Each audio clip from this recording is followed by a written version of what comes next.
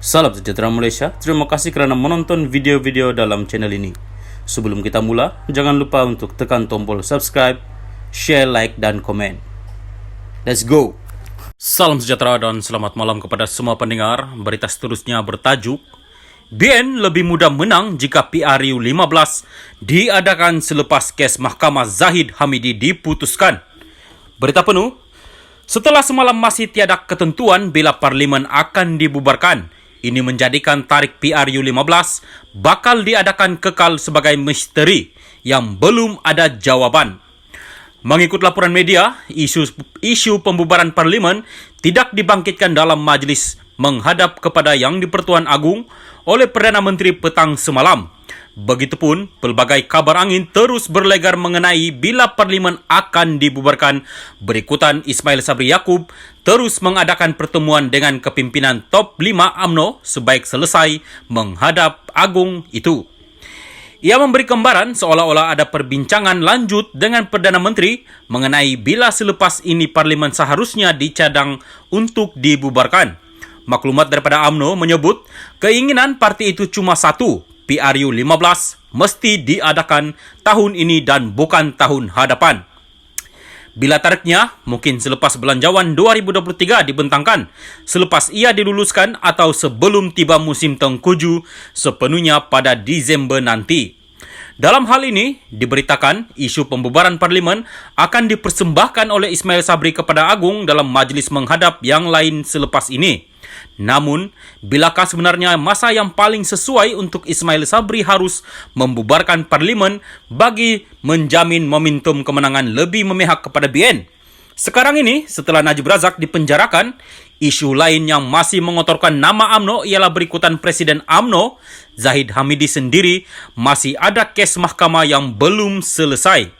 Meski sudah dibebaskan daripada 40 pertuduhan berkaitan kes rasuah projek visa luar negara dan kini kes tersebut sedang dirayu, beliau masih dalam proses membela diri daripada 47 pertuduhan pecah amanah dan pengubahan wang haram dana Yayasan Akal Budi.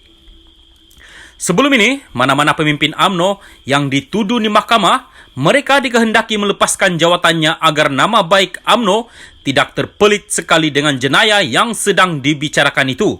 Tetapi di era Zahid Hamidi memegang jawatan Presiden UMNO, perkara itu tidak diguna pakai lagi. Dan sebab itu bila beliau pergi ke mahkamah untuk dibicarakan, ia seolah-olah UMNO sendiri sedang dibicarakan.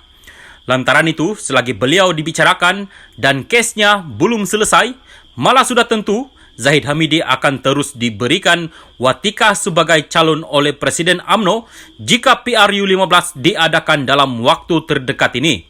Mahu tidak mahu, ramai sebetulnya yang jadi sanksi untuk mengundi BN. Ini kerana mengundi BN dalam keadaan Zahid Hamidi yang ada kes mahkamah dan sedang dibicarakan itu tetapi terus juga bertanding, ia seperti menolong dan membantu beliau untuk membersihkan dirinya melalui proses selain daripada mahkamah.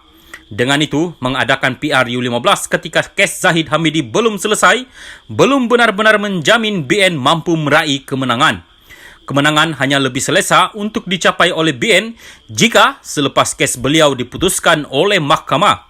Ketika itu, sekiranya Zahid Hamidi didapati bersalah, beliau bukan saja terlarang untuk bertanding, bahkan UMNO boleh mendabik dada mempertahankan proses keadilan, meski dalam keadaan Perdana Menteri sendiri adalah daripada UMNO. Seterusnya, apabila PRU diadakan, UMNO tidak terpelit lagi dengan sebarang kekotoran. Jika Zahid Hamidi tidak bertanding, pihak pembangkang pun dengan sendirinya akan hilang sebahagian modal kempen mereka. Kiranya Zahid Hamidi dibebaskan pula, maka ia akan melonjakkan nama UMNO sebagai pilihan yang sudah dibersihkan dan tidak lagi terpelit dengan kekotoran. Rakyat pun tiada lagi keraguan untuk memberi sokongan dan mengundi BN.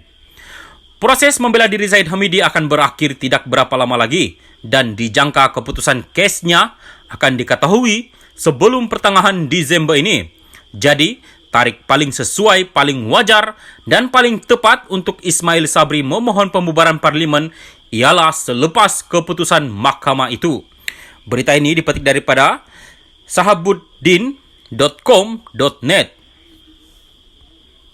Salam sejahtera dan selamat malam kepada semua pendengar. Berita seterusnya bertajuk BN lebih mudah menang jika PRU 15 diadakan selepas kes Mahkamah Zahid Hamidi diputuskan. Berita penuh. Setelah semalam masih tiada ketentuan bila Parlimen akan dibubarkan, ini menjadikan tarikh PRU 15 bakal diadakan kekal sebagai misteri yang belum ada jawaban. Mengikut laporan media, isu pembubaran Parlimen tidak dibangkitkan dalam majlis menghadap kepada Yang di-Pertuan Agung oleh Perdana Menteri petang semalam. Begitupun, pelbagai kabar angin terus berlegar mengenai bila Parlimen akan dibubarkan. Berikutan, Ismail Sabri Yaakob terus mengadakan pertemuan dengan kepimpinan top 5 UMNO sebaik selesai menghadap Agung itu. Ia memberi gambaran seolah-olah ada perbincangan lanjut dengan Perdana Menteri mengenai bila selepas ini Parlimen seharusnya dicadang untuk dibubarkan. Maklumat daripada UMNO menyebut keinginan parti itu cuma satu, PRU 15 mesti diadakan tahun ini dan bukan tahun hadapan. Bila tarikhnya, mungkin selepas belanjawan 2023 dibentangkan, selepas ia diluluskan atau sebelum tiba musim tengkuju sepenuhnya pada Disember nanti. Dalam hal ini, diberitakan isu pembubaran Parlimen akan dipersembahkan oleh Ismail Sabri kepada Agung dalam majlis menghadap yang lain selepas ini. Namun, bilakah sebenarnya masa yang paling sesuai untuk Ismail Sabri harus membubarkan Parlimen bagi menjamin momentum kemenangan lebih memihak kepada BN? Sekarang ini, setelah Najib Razak dipenjarakan, isu lain yang masih mengotorkan nama UMNO ialah berikutan Presiden UMNO, Zahid Hamidi sendiri, masih ada kes mahkamah yang belum selesai. Meski sudah dibebaskan daripada 40 pertuduhan berkaitan kes rasuah projek visa luar negara dan kini kes tersebut sedang dirayu, beliau masih dalam proses membela diri daripada 47 pertuduhan pecah amanah dan pengubahan wang haram dana Yayasan Akal Budi. Sebelum ini, mana-mana pemimpin UMNO yang dituduh di mahkamah, mereka dikehendaki melepaskan jawatannya agar nama baik UMNO tidak terpelit sekali dengan jenayah yang sedang dibicarakan itu.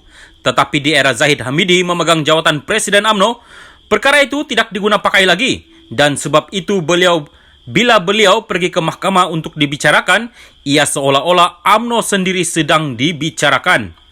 Lantaran itu, selagi beliau dibicarakan dan kesnya belum selesai, malah sudah tentu Zahid Hamidi akan terus diberikan watika sebagai calon oleh Presiden UMNO jika PRU 15 diadakan dalam waktu terdekat ini. Mahu tidak mahu, ramai sebetulnya yang jadi sanksi untuk mengundi